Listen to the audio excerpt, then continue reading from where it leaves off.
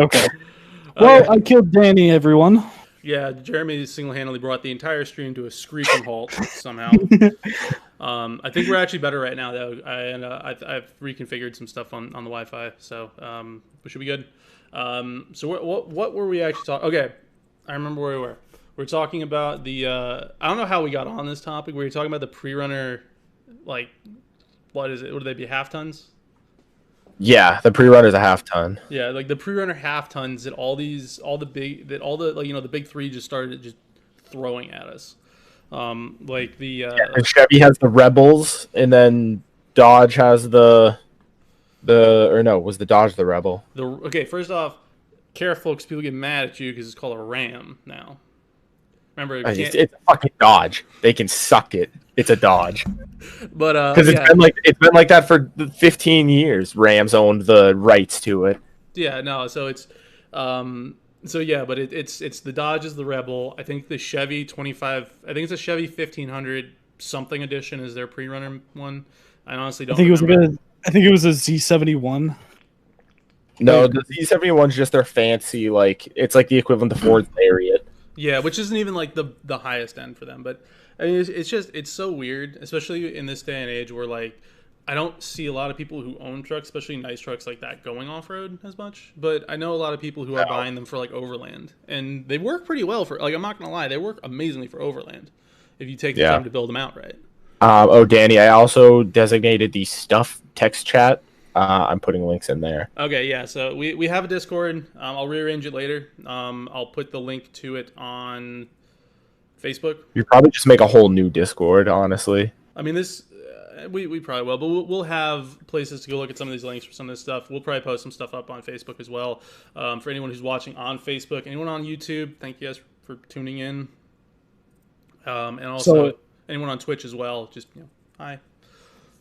So it's The high country. There's the Ram Rebel, the Ford Raptor, and then it's the Chevy Colorado ZR2. ZR2. Okay, so it's Chevy Not Colorado. the Colorado. Yeah. Not the Colorado. So it's a quarter ton, or it's a quarter ton truck. They have a Colorado ZR2, which is like an off-road edition, like a Raptor. But I remember them having a 1500, and they may have gotten rid of it possibly because I've never seen one on the road, but they weren't uncommon either.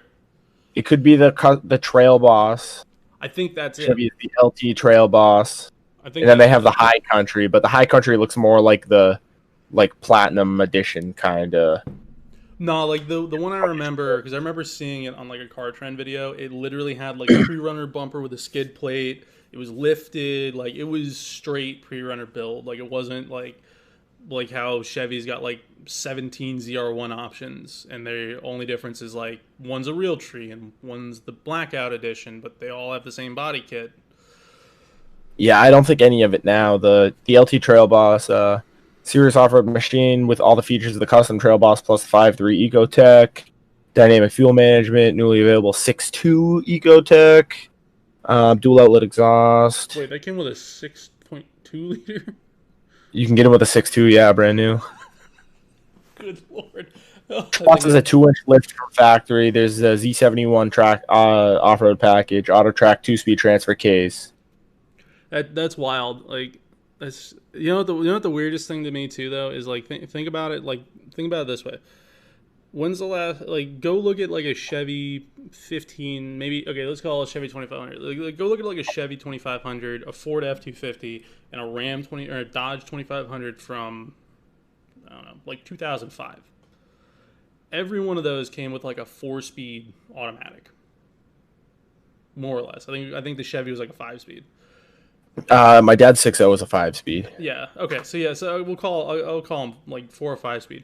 Look at the now the new Fords, the new 6.7 Power Strokes have a 10-speed automatic with 400 horse.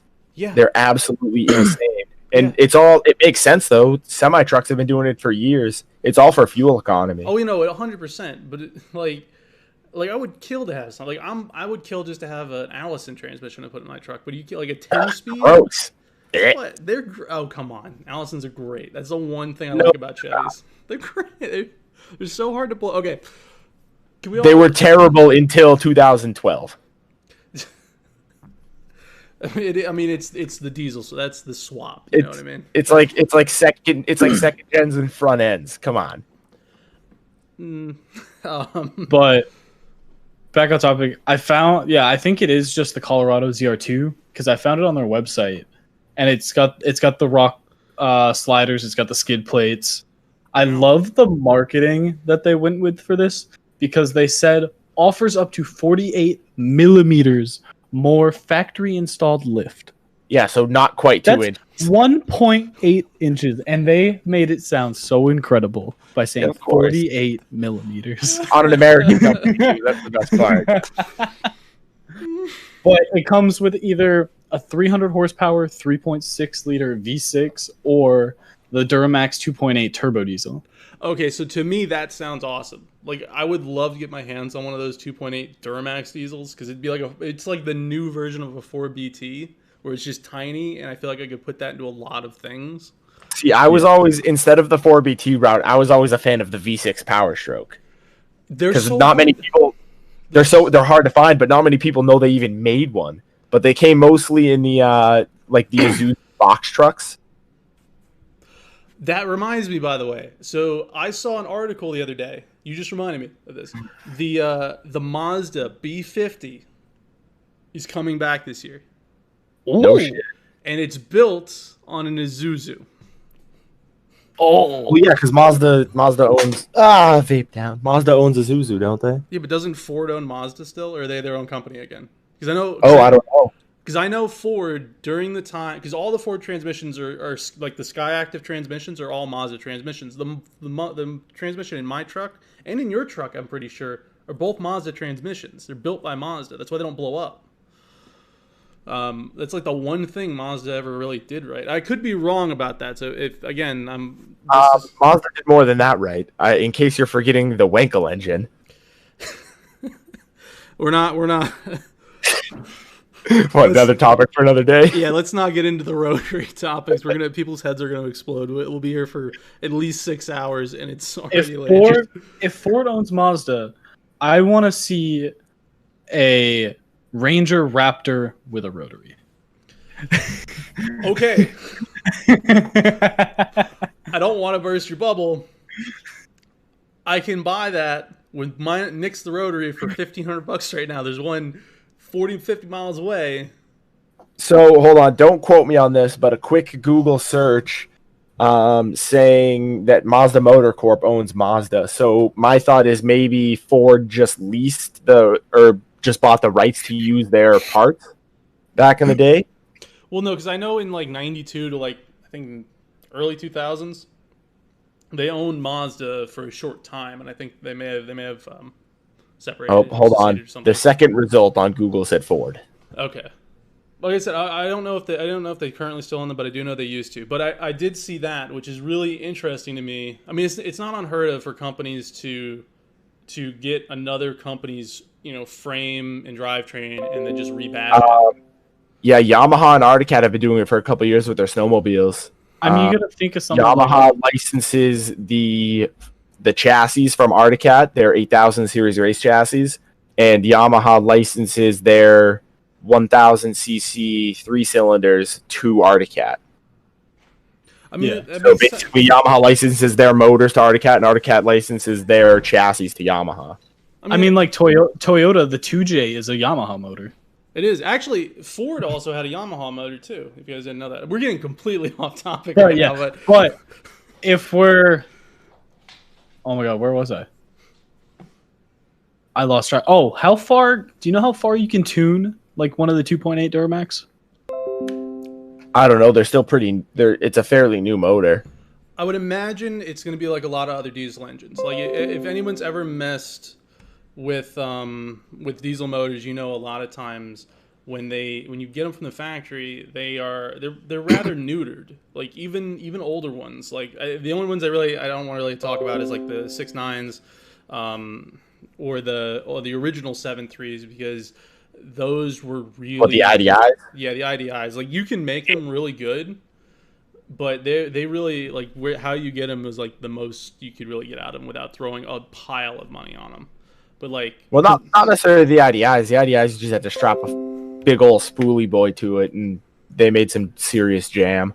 Well, yeah, that was all forged internals, but you dropping a Hiroshima hairdryer on the top of the thing was another $1,000-$1,500 job, whereas like on like the 7.3s, 6 liters after you bulletproof them. Not talking about the 6.4s, 6.6 Duramax. We don't talk about the 6.4s. That never happened. Unless it's the 07 6.4s. We can talk about the 07s. Yeah, no, we're not going to get into that topic. We'll be here forever. But like, you can tune so much out of a diesel. Like if you just take off the governors and you just give it more fuel and allow it to boost a little bit more, they make a lot more power. It's just going to be a question of whether or not Chevy's going to want to support for that 2.3 liter to allow us to do that. Like they could easily do and just like throw like cheap rods and cheap pistons. Well, the EPA is also way cracking down on all that shit too, all the emissions, whatnot. But I'm looking on Chevy's website right now, and the 3.6 liter V6 is rated. This is just the bullet points on their website. 308 horse, 275 foot-pounds of torque, up to 7,000 pound towing capacity, 18 miles per gallon city, 25 highway. What was the torque? 275 on the V6. Yeah, and then on the 2.8 diesel, it has 369 foot-pounds of torque. Nice.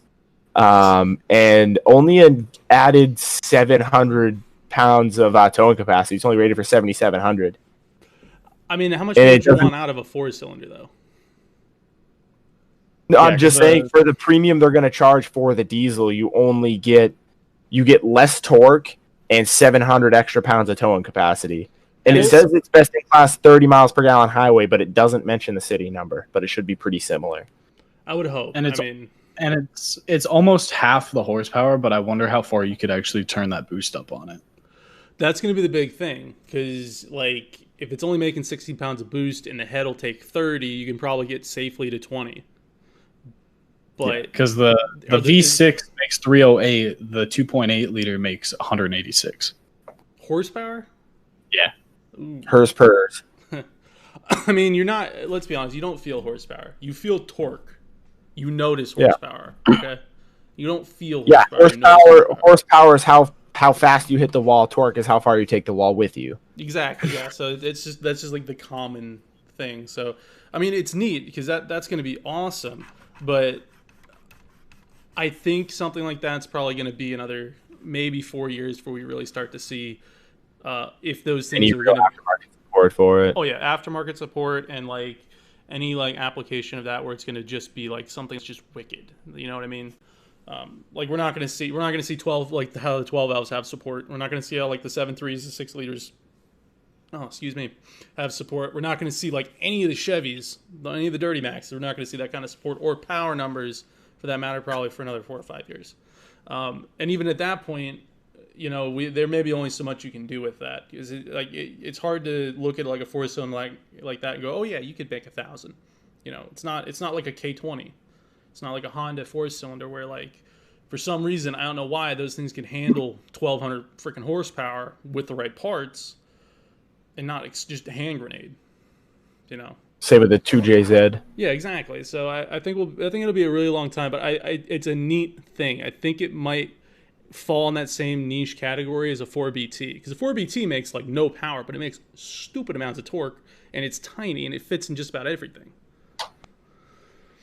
Yeah, but I mean that's kind of that's the same across the board though with all the small diesels. Yeah, like Audis or I guess Volkswagen's TDI motors. I know, but it's harder to find those in the States. Like there's fewer of those rolling around in junkyards, honestly. Yeah, it's like in Europe they got they stopped making Rangers in the States for 10 years or 12 to 28 years or whatever. Mm-hmm. They made them all the way through in overseas, and they had diesel options. You could get a diesel the whole way through. That's just weird to me. That's just, diesel Ranger that they didn't even offer in the States. We don't get any of the good shit. So, but let's try to sneak back on the topic here. So, This is gonna we're gonna have to remind ourselves to stay on topic like every 20 minutes. Do you know anything about the? We're talking about diesel trucks. We are. Do you know anything yet about the 2021 F-150? I just saw something literally going. I just got back from jiu-jitsu practice like just before we started streaming. I was reading something on the way there. There's some new wicked stuff that they're planning. Like they're gonna be putting like a generator in them, like lay flat seats, like some weird stuff. Like It's got to be a big release because Ford on the front page of their website says they're live streaming the release of it in 2 days on 8 p.m. Eastern. Oh my god, that's gonna be. We're gonna have to watch that because I want to know because this is gonna be what makes or breaks the F-150 because the Raptor is stupidly popular. The F-150 is supposed to be the most purchased American truck. I think they also claim the most purchased vehicle in the U.S. as well, but one's a little hard to quantify in my opinion. Honestly, nowadays I see more fucking tacos out there than anything. I know, like the Tacoma is, but here's my thing about a Toyota Tacoma. They are massive compared to what they used to be, and that kind of bugs me. Like if you guys, for like a Toyota pickup when it first came to the U.S. versus a taco now. And let's be real here, they don't have 22 REs in them anymore. So do we really care? I mean, no, but look at the new Ranger, man. The thing is as big as my F-250 almost.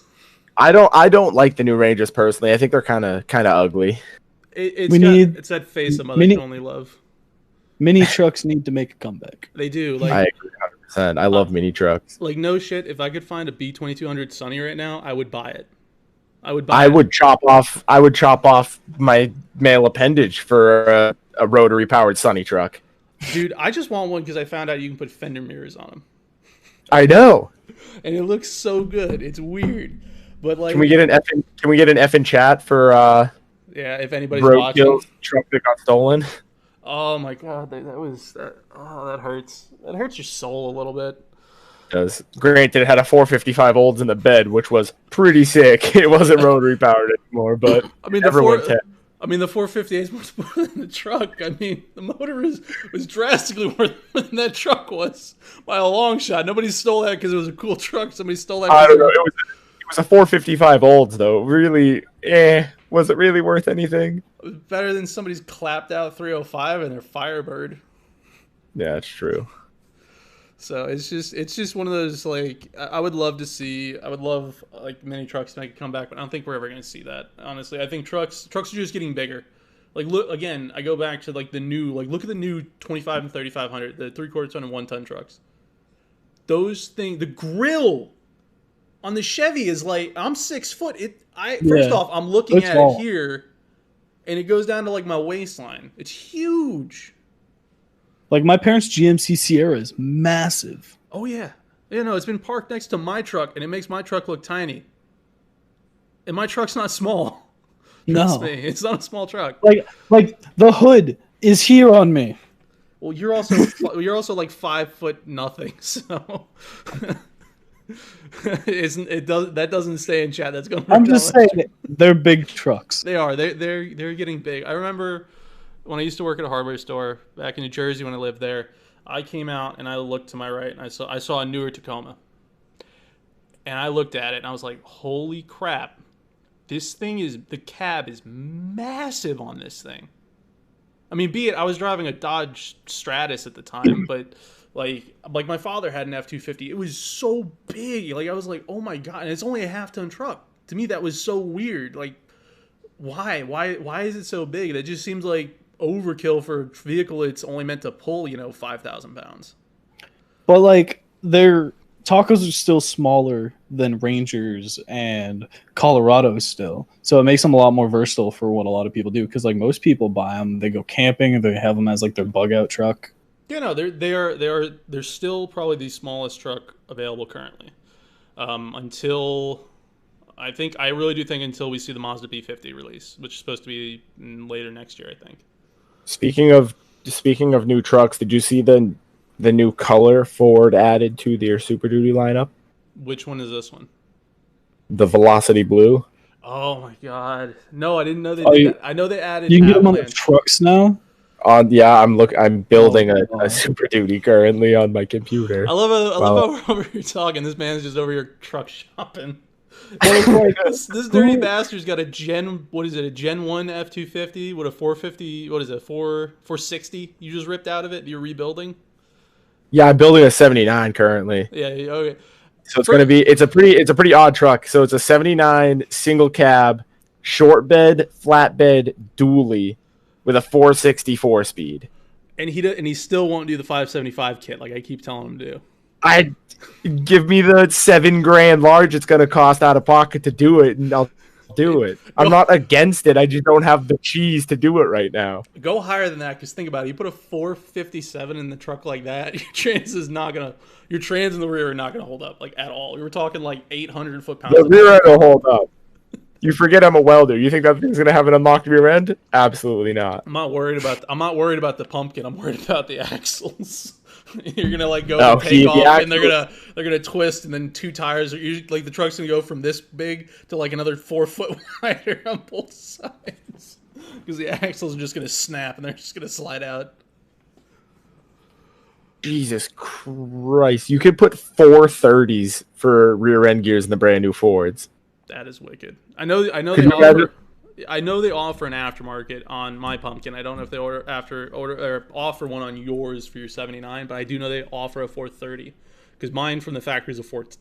It's either a 410 or a 413. I think it's 410. Yeah, so I'm going through all the options on the new Ford, and you can get either non-limited slip or electronic locking axles, and they offer 331s, 355s, 373s, or a 430. That's wicked. Okay, that is wicked. I mean, dude, I can only imagine having this kind of technology in like a truck that's even mine. Like I have a 2000 model. Like that would be nuts in my truck. Truthfully. Oh my god. Like it's. Well, can we all agree on one thing though? On new trucks, they are wickedly expensive. Oh yeah. Oh yeah. Like it's kind of nuts. Rams still dominate like the budget market, but even let's see, their 1500 Classic starts at like 28K. Good lord. The normal 1500 starts at like 32 to 33K. I mean, I still argue that vehicles in general are getting overly expensive. Like every year they're getting more and more expensive, truthfully, because they keep adding more stuff. But whatever happened to like the person who's like, I'm a contractor, I want to go buy I have to go buy like a 3/4 ton, or I'm a overland, or not overland, but like I'm a hotshot tower, I want to go get a dually and stuff like that, and I don't want to like take out a second mortgage on my house to go get one. Like how much Dodge actually isn't the budget king anymore. Ford and Chevy are both like neck and neck now. However, Dodge is the only truck you can still order as a standard. It is. You're not wrong. Which is the death of the manual will be a whole other video. By the way, you can get them in tacos. No, you can put them in. No, tacos. you can't. No, you can. My friend has one. So I work with someone who has a 2017 Taco that was the last year and one of the last ones to roll off the line as a standard Taco. I think my friend probably has the same make and model then, because he has a standard Taco that's new. Yeah, that just proves more so like the death of the manuals. Like, we'll go over that on another stream, by the way, because that is a very long conversation that we all have some pretty strong opinions about, truthfully. But yeah, Dodge it's kind of ironic that Dodge is the last company you can get a manual from. I mean, I don't want to like bash Dodge, but I'm not a Dodge fan. I'm really not. I'm not a Dodge fan either. I never have been. Like, I love the Cummins motor. I hate everything else that's in a Cummins Dodge. I really do. I hate the transmissions. I hate the rears. I hate the wiring. I hate the cab. And that's just because I've had to work on them, and they drive me insane. Speaking of Cummins, Titan. It's just, the Cummins Titan is just a diesel 350 small block pretty much, which they made, which they used to make. I didn't know that until I started working at O'Reilly's. That's what the first diesel motors were just converted. But they were fucking small blocks, but they were poorly converted, and they were in Cadillac because their cranks would literally snap under the pressure. I know that. I don't know why I know these weird little factoids, but I do. But it's like, oh my god, that's another interesting tidbit about the new Fords, though, is you can get them prepped to run on propane or natural gas. See, now that's kind of neat to me. Only with the 6.2, though. I mean, I can go get a propane kit for my diesel, and it's probably cost a lot less than the dealer option, truthfully. I mean, probably. I would hope so. I mean, dealer options are expensive. Like, have you guys ever seen? God, what was it? I think it was a Porsche Cayenne. No, Porsche 9. No, it was actually a Porsche 911. To get the calipers painted red. Now, be it this is a Porsche, so this is probably got a huge wealth tax on it. But to get the calipers painted red, not even like Brembos, like just Porsche red calipers, it was an $8,000 option just a few years ago. It's insane. Like, am I the only one who thinks that's kind of nuts? Again, there's definitely a huge wealth tax probably surrounding that, but like that's a bit much to me personally. Just to have it like powder coated or painted red. So I wouldn't be surprised if the propane kit for a newer Ford is like $5,000 to $7,000 from a dealer, where I know for a fact you can go get one for like $1,200 to $2,000 right now from an aftermarket parts place, and it'll probably be the same kit you'll get from them, because I don't think Ford makes an OEM kit like that. I could be wrong, but I don't believe they do. Oh man. All right, so I think it's about time we start swapping topics over while these two are currently truck shopping. It looks like. I'm just looking through all of their websites for just topics to talk about, because I mean, nothing really changed besides just bigger, more expensive. I mean, I will say this: before we do change topics, there is one thing I was excited about, and then my hopes were immediately dashed. And that was when Ford announced they were bringing the 7.3 back. What, the gas job 7.3? Yeah. I was like, yes! They came to their senses! And then I found out it was gas, and I was like, oh, no. No! I mean, don't get me wrong. It's still, hello. we got guys in chat. Hello, everybody. I posted the YouTube link on Facebook and said everyone should watch it. Well, I don't know who this person is, but we're all English. We're all English speakers here. They're asking now. You guys can probably pull up chat on the, as I think this is all coming from Twitch. I'm not sure. But yeah, it's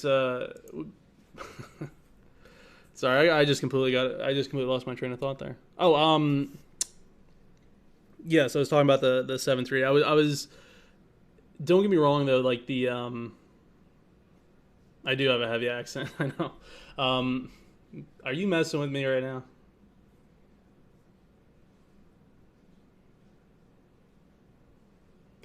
Okay. What was I saying? Okay, so yeah, no. So the 7.3, like, it's a huge motor. Like, it's a massive, massive motor. I can easily see people. It's like taking that out and then putting a blower on the thing and like jamming it into stuff, because it's a huge big block. You know what I mean? Yeah. So like it's just I'm intrigued by it. I really am, but at the same time I'm not really sure. This chat is driving me crazy. Which chat is it? I think it's Twitch. YouTube? It's not Twitch. I have Twitch chat open and there's no one in it. Hey, it looks like YouTube. Epsi Sigma. Yeah. Oh, is it the YouTube chat? Wait, why is that? Yeah, it's YouTube. Two watching. Nice. Yeah, I mean, I'm not. I'm not Canadian. I'm close enough. That one's closer to Canadian than I am, actually. I was gonna say me and Jeremy are both pretty close to Canada right now. I can Both of be you at both of you are a lot closer to I Canada moved. than I I am. moved from one end of the country to the other. And Still you actually physically got closer to Canada by doing it. before. Actually, no. Josh, how far is Canada from your woods? 2 hours. If I'm flying, I can get to Canada in 2 hours 20 minutes or so. And I know for a I mean, fact. I'm like 3.5 hours from Vancouver now. I was gonna say no. You should be like an hour and a half to the border. Yeah, but to Vancouver, where I would actually go. Oh, I mean, I'm like 5 hours from Montreal then. Yeah. Yeah. So you're Like the definitely closest.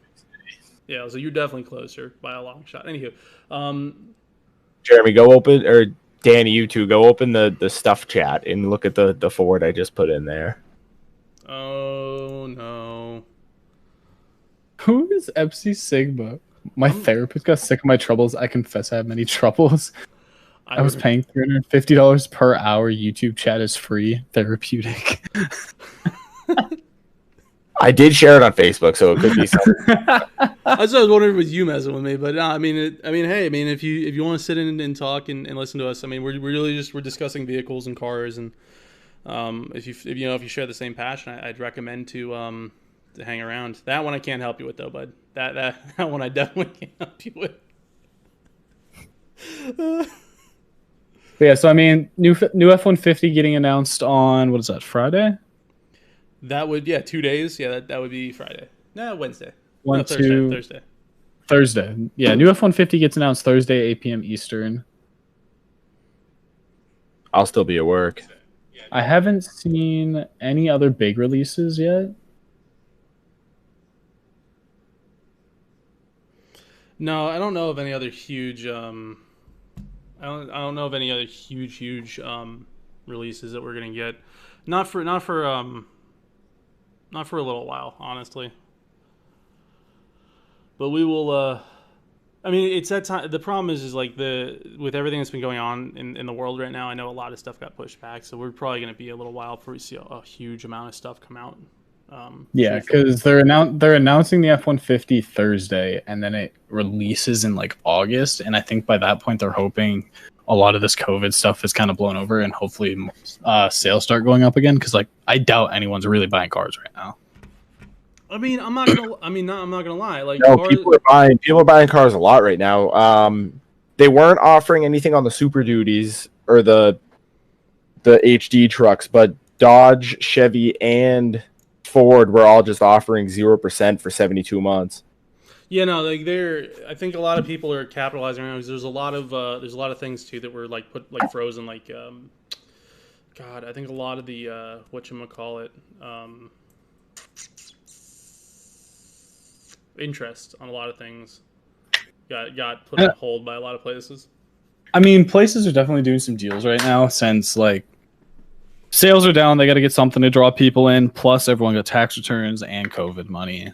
Yeah, that was a big thing. I mean, there was a lot of places. I got so many ads for like, hey, make your COVID check go further. I was like, oh, that's. I mean, I would do it. I would do it 100%.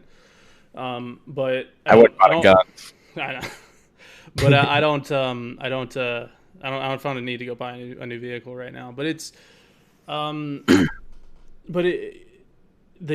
think we're going to see a lot of the new stuff drop kind of towards the end of this year, beginning of next year. Because I know, again, the Bronco is the biggest thing dropping probably for Ford all of this entire, in like the last 5 years. It's going to be the biggest drop for them, honestly. And that's coming up in a month.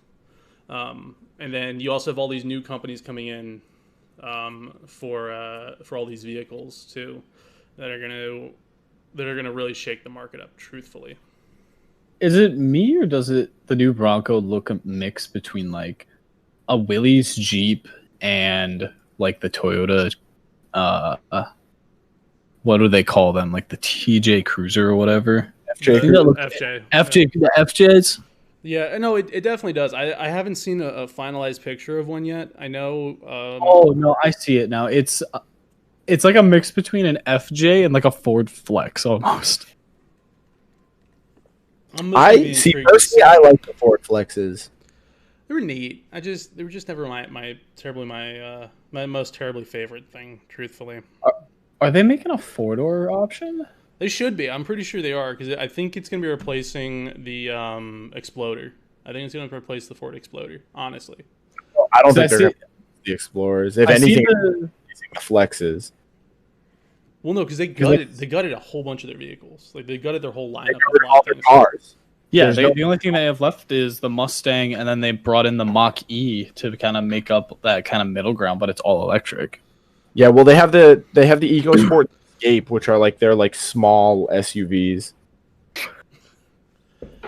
And what's up there, live free? We are currently on the topic of the new That should be. Bronco. That's Randy. Is that Randy? Yeah, Randy. What's up, Randy? We're on the topic of the new Bronco and how Ford gutted their entire lineup, and they're slowly piecing it back together right now. What do you I think? mean, A smart move or a dumb move? Getting rid of all the cars and only having Well, SUVs. well, here's the thing, because they're keeping the Mustang, but that means we're either going to end up with really neat Mustang submodels, like a Mustang, sedan, and a Mustang Countryman or something like that, or I mean, that's basically what the Mach E is in the terms of like body style. Like imagine the Mustang as a Dodge Magnum. Oh God! I'm thinking Oh, Mustang, Mustang wagon. yes, Yeah, like Mustang. a wagon. Equivalent of the Dodge Magnum. I I'd dig go- Dodge Magnums. I love wagons. Dude, there's something about them. They're just so damn neat. Like I don't know why they're so neat, but that would be neat. I think the first big step is going to be the Ford Mach-E, and that kind of shoehorns us into our next topic here, which is all the new electric vehicles and stuff like that, like like the Tesla truck, like the Mach-E, like the new Hummer, which most people probably don't know about. Yeah. Oh yeah. So yeah, you're kind of right there, man. Like it sounds like they're trying to be like Ferrari, where the middle years they tried to go to different ways of stuff, meaning makes. Run back. Yeah, they probably are going to end up doing that. Truthfully, and it's either going to be a really smart move because it's really going to open up a huge market for them, or I think we're going to see a problem. Like, Has the Hummer branding always been under GMC?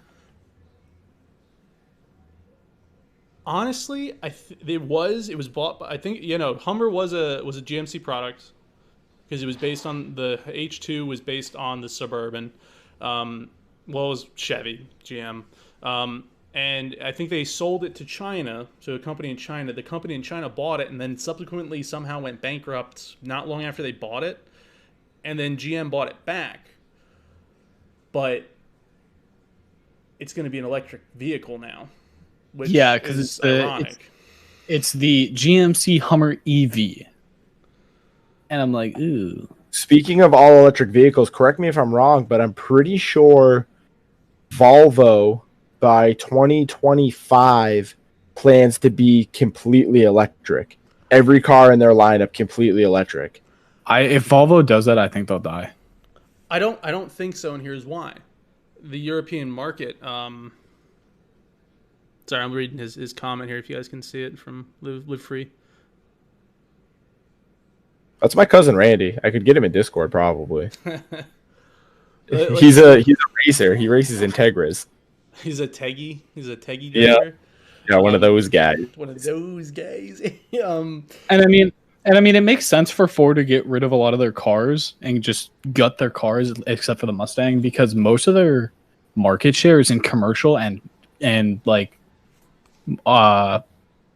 just selling regular F-150s to everyone. That's most of their market is just commercial. I mean, you're not wrong, and Live Free is also pretty right. Or Randy's pretty right. It's going to be interesting when they do it. Truthfully, like dead honest, it's going to be very interesting when they do it, just because it's either going to shift their market because they were going to end up in the electric vehicle market like 100% before any other company, because they're going to drop the Mustang Mach-E and probably a couple other smaller, more refined versions of that.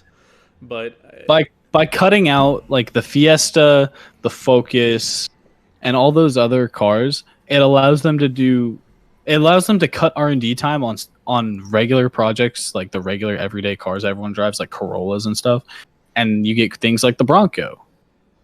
Like Yeah, they're but- bringing back vehicles that people want. No, okay. If Ford Not only really, that, though, it also simplifies their whole, like you guys were saying, it simplifies their whole model, makes it a lot easier. Because like one of the biggest issues with people's lives is having too many fucking options. You know what I mean? Like you notice the difference when you go to like say you go out to dinner and you go to Gapplebee's and their fucking menu's 10 pages long with fucking everything on it, but then you go to a really nice restaurant and their menu's 1 page with 10 options on it and that's it. You know what I mean? It's the same kind of thing. Whereas Is that how you measure yourself at the drag strip, by how many Gapplebee menus you can beat them by? exactly. it's more efficient than using your male extremities, because that's going to be a lot of them. Oh my god! Yeah, but You know what I mean? Though it's exactly shit like that. you left out the $300 steak dinner. Oh my god, he's not wrong. But no, I think it's going to be interesting, especially like they're probably going to do like Live Free said. They're probably going to do what they did originally, which is they're going to, or when, back in the pony car era, when, that was a huge thing. The Mustang had like 19 different submodels, honestly. Like, it was a crazy amount. Yeah. Like, it was wicked. And I think we're going to see a return to that. And I don't see a problem with that. I see a problem with that if they try to oversaturate it. Like, I'm really hoping we're not going to start seeing like Mustang hatches or weird stuff like that, because it's going to dilute the brand a little bit, because the Mustang's always been a pony car. So what, you're not okay with Mustang hatches, but Mustang wagons are acceptable? Well, yeah, just because they're neat. They're just neat to me. I mean, come on. I love wagons. But like, I don't know. Like that new Audi RS6 Avant coming to the States. I know, God, I'm so happy. I'm so happy we finally get one of those. We'll save that too for another one, because there's so many neat cars we're getting for the first time that we never got, and we're probably subsequently never going to get again. Back on like Ford's commercial market, like the Crown Vic sold for generations to like police departments, and then you kind of got an influx of like the Chargers and a couple of the Ford Interceptors, and then now pretty much every police department's pretty much gone with it. Explorers. Yeah, like, it's Explorer or Dodge. State Troopers are still Chargers pretty much nationwide. Yeah, all the highway. Which is funny because a lot of them are really slow. But no, freaking Randy's hitting us with amazing ones right now. I agree with that too. I think we're gonna need to see a comeback of the old pony car era rivalries too, to get more neat stuff, like stuff I think people like us would actually enjoy driving and owning. I'm excited to see what Dodge and Ford are gonna do to kind of come back after the new Corvette, after the C8. Have you either of you seen one in person yet? The first time I saw one, they look like supercars. Like, they look like Ferraris. I saw one at the racetrack in Houston, like, what would it be, almost a month ago now, and they're wicked. They look wicked, they sound wicked, and they're neat. And they're not even that expensive, but like, I think we need to see a return to that. Yeah, no, 100%. Compared to what they're supposed to be against, they're like, it's like buying a smart car. But I'm intrigued to see what that's going to bring, because I think we're going to start seeing a shift. Man, Randy's like on the ball tonight. So they're supercars, literally a supercar with a Class C price. It's insane, and he's not wrong. You know what I just realized? Discord? Or is that the Facebook live feed? That's from YouTube. From YouTube. You know what I just realized? The base model Camaro, it's only $25,000. Well, yeah, because it ironically, it runs the same kind of a powertrain, or a similar powertrain to the C8 and the C7, but it has to be slower, because that's that's what they'll do. I'm gonna love to see if Chevy's gonna, or how Ford's gonna respond. I honestly think if they do make a fully electric Mustang, a legitimate, Mustang, not no a Mach-E, not a sedan or anything like that, like a legitimate muscle car Mustang, I think that will be when Ford finally tries to topple Chevy's monopoly on stupidly fast, stupidly light vehicles like that. Yeah, because Ford kind of had to run a couple of years ago with the when they were trying to compete with the CTSVs, the GT, like the 2012, 2013 GT 500s. They made 662 horse at the crank, but they only lasted for a couple of years. Yeah, because the price tag that followed was so hard.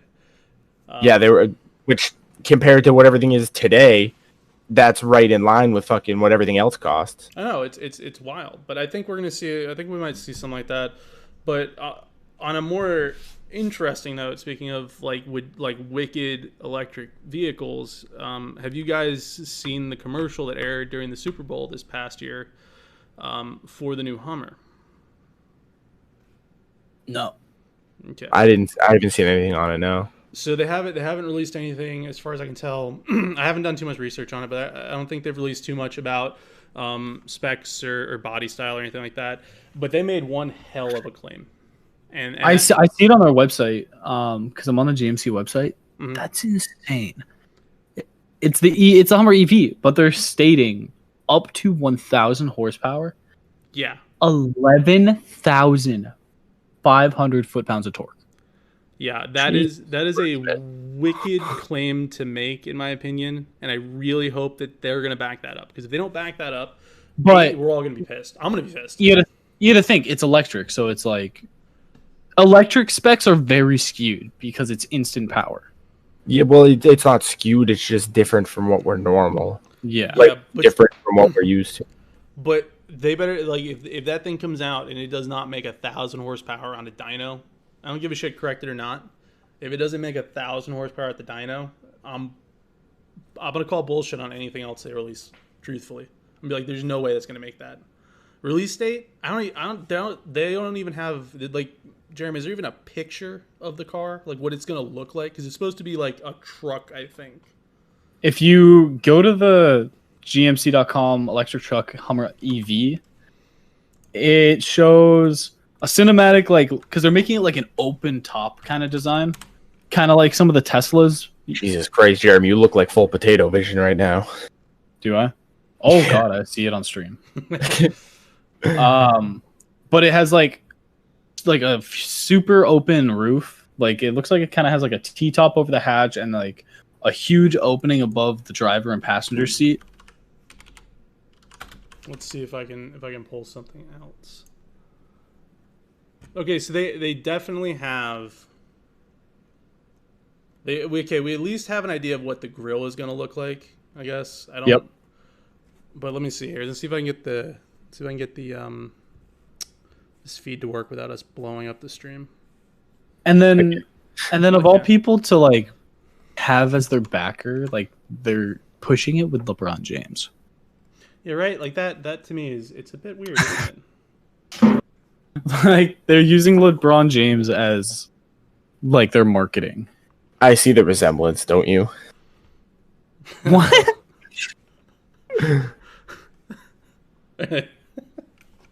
Like the first video on the Hummer like showcase site, it's the video is frozen when you go to click on it, but like it's just LeBron going for a dunk.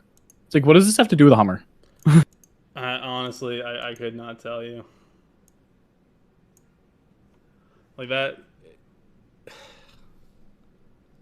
But it looks like very Tesla-esque as far as like the roof design. What? It is very much is. Nice browsing history. Who didn't delete their browsing history? Oh, I've got stuff up here for like other stuff on my It says, pre-production model shown, initial availability fall 2021. So it's right in line with Tesla. Right and now, then you can sign up for email updates if you're like super interested in it. Yeah, but like I'm genuinely I'm genuinely wondering like what is it? What are those specs gonna line up? Because that is that is super like even the Tesla truck is not claiming that, and they're claiming 10,000 pounds towing capacity. Wait, They did no they 100% they went bankrupt for. Well, actually, no. I think they went bankrupt mainly because the brand got such a bad rep for being such a gas guzzler and it stuff looks like it looks like a Sierra with a different grill. I know it does, doesn't it? that's all it is. Probably it's probably the same chassis. I mean, honestly, most likely that's probably what it is because the original Estimated base price $70K. that thing better like massage me while it's driving itself. And it's claiming a 3-second 0 to 60. That's it. The 3 second 0 to 60. Yeah, you can definitely swear on here. This is 18 plus on this. That is wickedly. That is like. Are you serious? Yeah, so they're 1,000 horsepower, 11,000 foot-pounds of torque, 3-second 0 to 60. Only a 3 second 0. That has to be governed down because the Tesla. What is the Tesla P100X is like 1.6. If they're claiming 11,000 foot-pounds of torque, that's got to be on some kind of like skew on like in their ECU. Do like a power curve instead of just all 1,000. I mean, let's be honest. You floor 11,000 foot-pounds of torque, just roast them. I don't know of any wheels, let alone tires, that would stand up to that. R888Rs, no 350 bias plies. I mean, full on Hoosiers. Yeah, I would be more worried about the like you snapping the middle of the freaking of the rims doing that because like let's think here, that's 11,000 foot-pounds of torque. If that actually bites and there's any kind of resistance. When you let that much go at once, something is going to break. Either it's going to tear the concrete or the asphalt or something up, or your wheels and tires are just going to fly. I want to see a Hummer do a wheelie. I think with that much power, the thing would do a straight, just stand on the back end and just go that way down the track. Let's get some truck size R888Rs and make Hummers do wheelies. Hey, as Tommy Effia has proven, they do make TEs with 6-lug. They do. That's assuming this is 6-lug. Oh my god, that's to me that's such a wicked. That's a wicked thing to proclaim. And I'm assuming they have no mileage, right? They have no estimated range or anything yet. They do have warranty information put out. Limited warranty covers 3 years or 36,000 miles. Powertrain warranty, so limited 3 years or 36,000 miles. Most people will do probably 15,000 miles in a year. So that's out the window for 3 years. Powertrain warranties, 5 years or 60K. Hybrid components, 8 years or 100K. Wait, hybrid components? Because it's an EV. So the hybrid components are covered for 8 years or 100K. I thought this was supposed to be an all-electric vehicle. Yeah. It says hybrid components. But that could just relate to the powertrain of the EV. No, because they have a powertrain warranty and a hybrid component warranty. So what are they putting in this thing? I would maybe. Or maybe it actually just has a jet turbine in it. and then you get complimentary maintenance for the first service. For $70,000 starting price. I mean, you get one free oil change. It's no oil; it's electric. You still got gear oil. They'll grease all the joints for you. Grease everything for you going into there, and it's just kind of there's so far the Hummer EV SUT, which is the truck, and then the Hummer EV SUV, which is The Hummer. it doesn't look like a Hummer though. It just looks like a Suburban. I mean, let's be honest. It's probably gonna be a Suburban with a badge, or It looks like a Sierra and a Hummer rebadged, or a Sierra and a Suburban rebadged, and slight designs in the body as a Hummer and its EV. I don't know how to feel about it. Truthfully, I'm very conflicted. I hate to skew you guys real quick, but Jeremy, go into your Discord server and check meme chat. This man's posting fire memes mid. Dude, it never stops. I'm dead. Oh yeah, you have to reshare the link, Josh, because you have a link to before Jeremy caused the stream to die. Remember? But yeah, Oh, so the specs I'm getting, Car and Driver did a whole thing on the Hummer. I mean, That's where I found that. Do they actually have a working prototype? Then I'm assuming. Oh, here we go. There you go, Danny. I put it in the stuff chat on your. The Hummer Discord. EV SUT will ride on GMC's third generation EV platform. The company also says that this truck-based models will have an 800-volt architecture with 350 kilowatt-hour fast charging capability. That indicates that the Hummer could be driving up to a range of 400 miles. Okay, so this raises another question for me. When they give an electric truck its range, is that, are they going to be claiming that unloaded or loaded? It's got to be unloaded. See, that's what I'm thinking. That's what I'm thinking too. It'd be the same thing as a gas vehicle, right? Or even a diesel. Yeah. Mm-hmm. Because they do everything based on highway mileage under the lowest stress. Yeah, so because that's one thing that interests me about just the Cybertruck, because they're claiming 500 plus miles and a 10,000 pound towing capacity. Like someone for me that pulls a race trailer all over the place. If I could only have to charge my truck and it would go 500 miles pulling the race trailer, I'd be happy because I could get down there. But I guarantee that 500 mile is not rated at its full max towing capacity. Yeah, I'm wondering where in that spectrum. God. Like how much does it cut off when you're towing? Exactly. I'm gonna say half. Oh my God, Live, you're probably extremely right about that comment. By the way, they probably just pay a fucking intern to drive it around till it dies, and then they're just like, there you go. That's they pay the lowest guy. They pay the lowest guy in the place to keep driving it till it powers down. Or do you think they do it all? The place to come get a ride. Or do they do it all static in the building on a set of rollers? Because that's even lower resistance. Exactly. Even less resistance because you don't have any wind resistance. Exactly. Yeah. So I would like to know at what point do we see diminishing returns of that mileage while loaded, and how much are you going to lose? Because that's going to be a big part of people buying electric trucks in general, like the Hummer, like the Tesla truck, is going to be like, how far can I really get? Like if I'm going to tow 10,000 pounds, am I only going to get 50 miles? Or am I going to get 350 miles? Or am I going to get the full 500? Like how much stress would that really put on an electric motor? Because it's not the same concept as a gas motor or a diesel. I will put a $10 gentleman's bet on the Tesla truck not getting 500 miles on a full charge while towing a car on a car trailer. I want to agree with you. I really hope it does, but I'm gonna have to agree with you, just because there's no physical way, unless there's something I don't understand about electric motors, which is very possible. I don't know electric motors very well.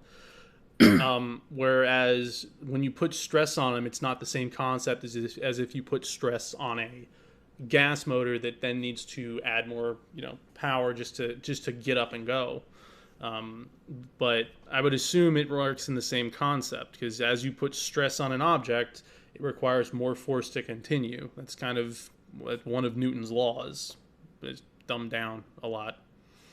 So it looks like how I was talking about the whole panoramic roof it's going to have. It says, I'm looking at Motor Trend now, it's got a Jeep-like removable roof panel system.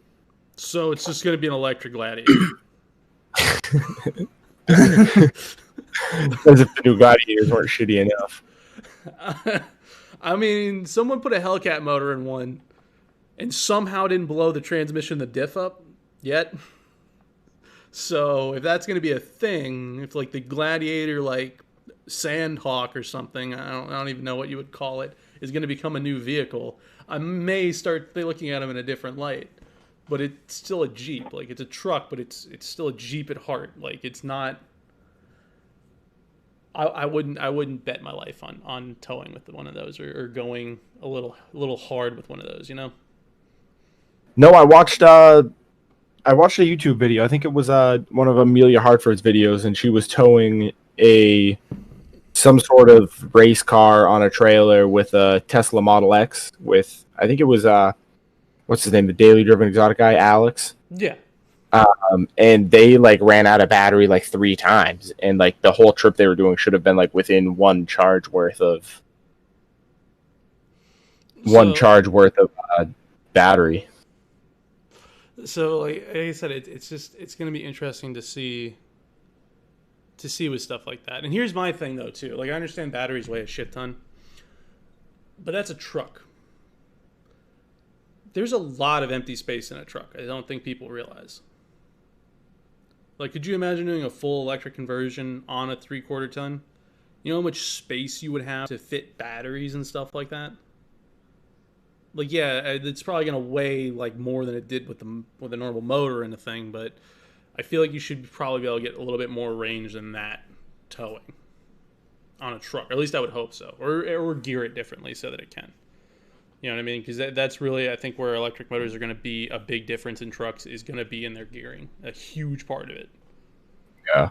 Because that's probably the only way, at least in the aspect of the Hummer, that we're going to see getting 11,000 foot-pounds of torque out of 1,000 horsepower. That's all gearing. That is nothing other than gearing.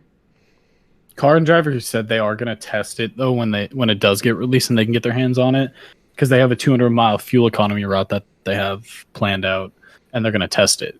Who knows if they'll test it empty or if they'll try some towing tests too. I imagine they'll do all the above. They kind of have to, right? I would hope so, because that's really going to be, again, that's going to be a huge deciding factor for people. 100%. Because the towing capacity is between 7,500 and 11,000 pounds with a payload of 1,500 to 3,500.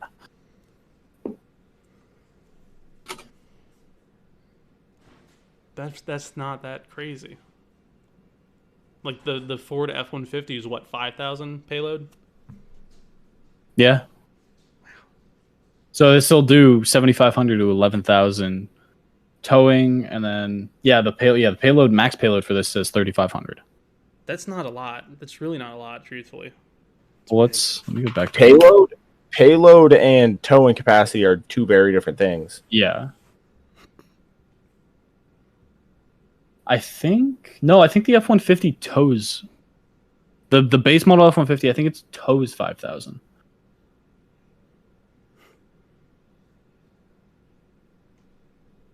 Trying to see. I just realized that I have to approve some of his messages. That's why we haven't seen anything. He's got a point here. Imagine feeling 11,000 foot-pounds of torque. Right. I agree. Did I just become an astronaut?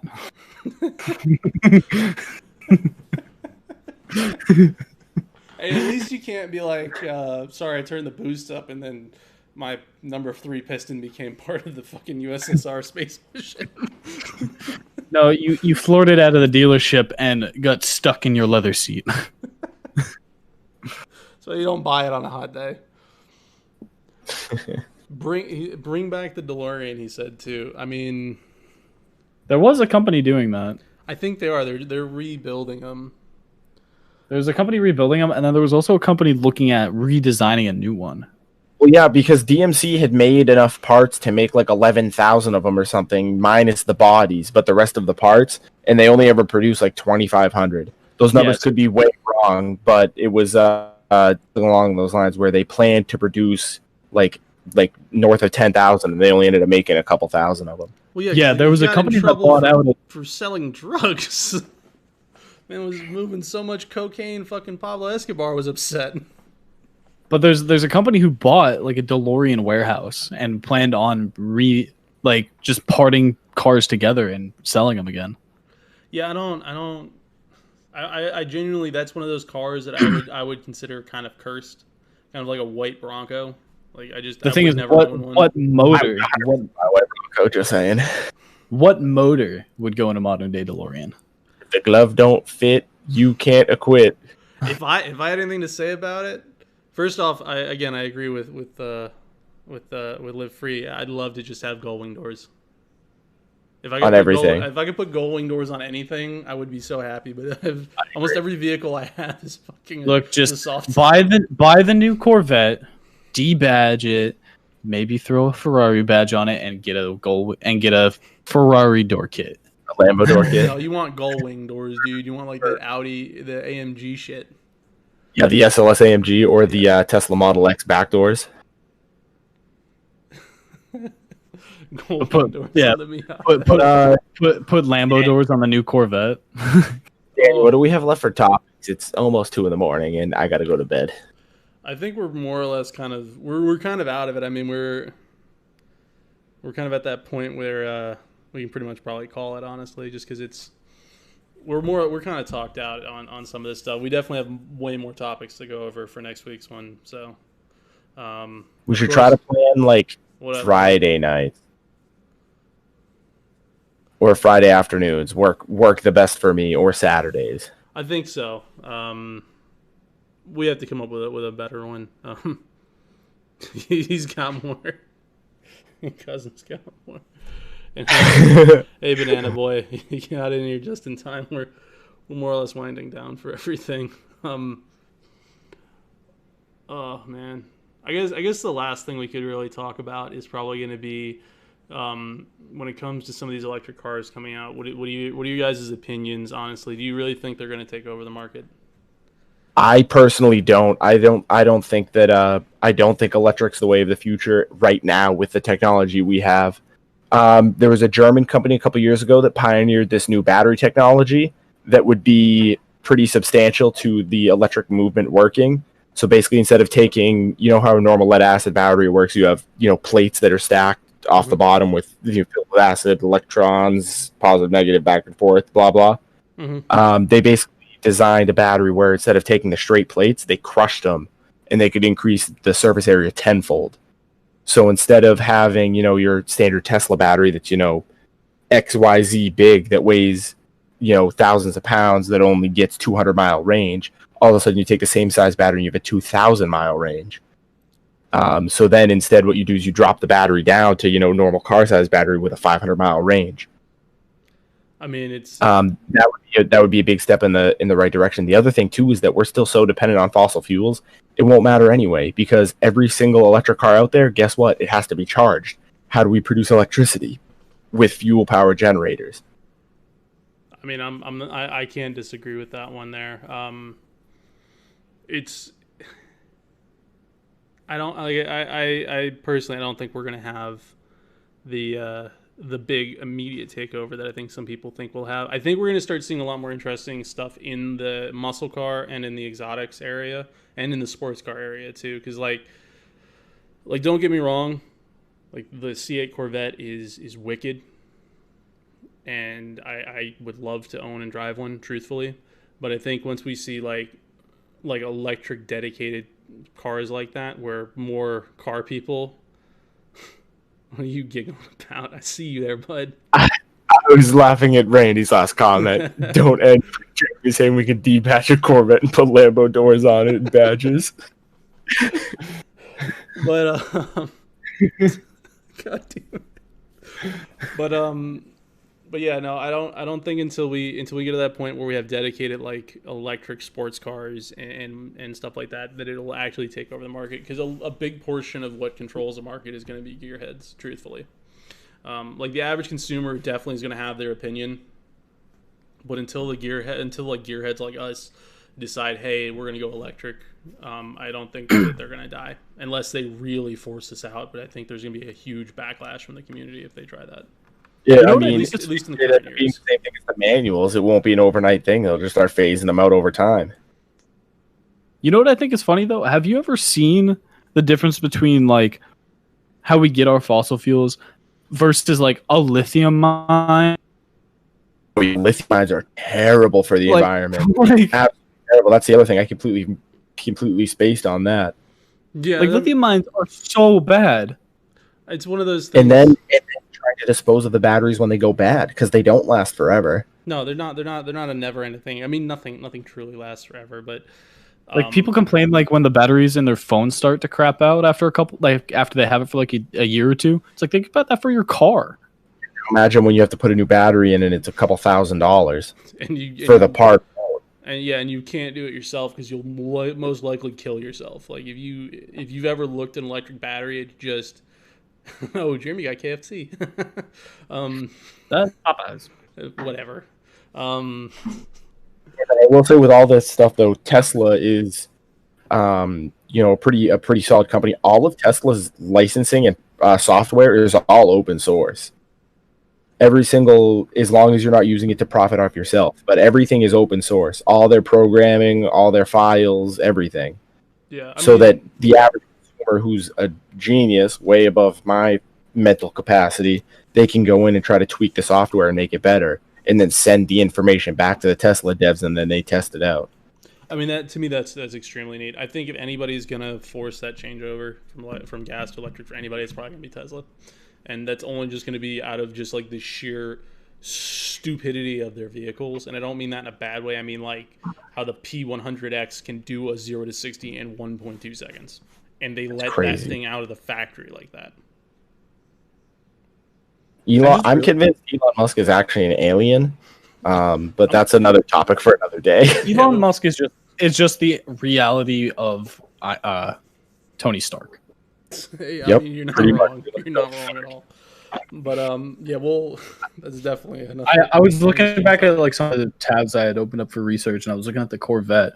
It actually it reminds me of like a simplified version of like a McLaren P1.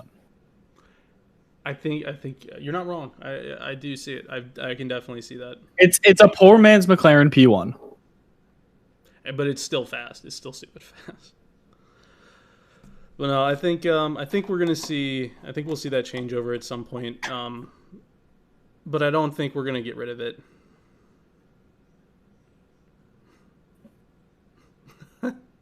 Gonna. What do we think? Before we close, what do we think of the new Corvette? Because it's mid-engine. It's the first one that people have been asking for a mid-engine Corvette for decades. I mean, I think they look cool. They're neat. It's definitely, this is the most polarizing Corvette, and we'll probably, I think next week's stream is probably we'll dive more into this because there's a lot of neat stuff coming out too about the new Corvette. But I think this is the most polarizing Corvette ever, truthfully, and that's really saying something considering Corvette has gone through how many body changes, like 5 or 6 over its lifespan. Well, they're in the 8th generation now, so survey would say that's 8 different bodies. Well, not okay. What I mean by is like huge changes, because like my father has a '68 Corvette, and that's technically its own body style. They only made them in '68, and when they went to '69 and up, they changed the body just ever so slightly, but that was a new body, even though it looked the exact same. It's called a facelift. Still Gen 1. Yeah, so it's like my Volkswagen. So I have a 2016 facelift Jetta. So like some people call it just a facelift Mark 6, or some people call it a Mark 6.5. Yeah. But the Chevy, it's not a full Jetta. Yeah, but the Chevy, that was technically a body changeover, and even that was controversial. But I think this Corvette is definitely the most polarizing Corvette ever, truthfully, and I kind of like it. I'm not gonna lie, to me, I call it the slow Mark 6. Shots fired. My car's wicked slow. It's wicked slow.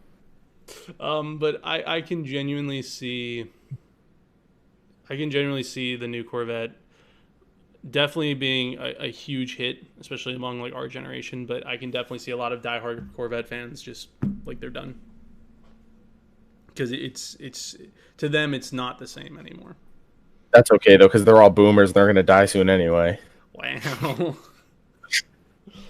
Nah, I think you'll see the changeover soon. I would not put them past. I would not put it past them to release like in a couple of years like a throwback front engine Corvette, just as a way to kind of like go back to it. It'll probably happen on some anniversary. They'll release some anniversary edition, which is like gonna be like the wicked body styling of that time, but it's gonna be front engine rear wheel drive, and it's gonna be like some stupid ass like 1,000 horsepower monster fire breathing crazy ass car that you can't legally drive on the road. I mean, like they didn't do it as a body style, but like the C7 Corvette, they had a Corvette Stingray.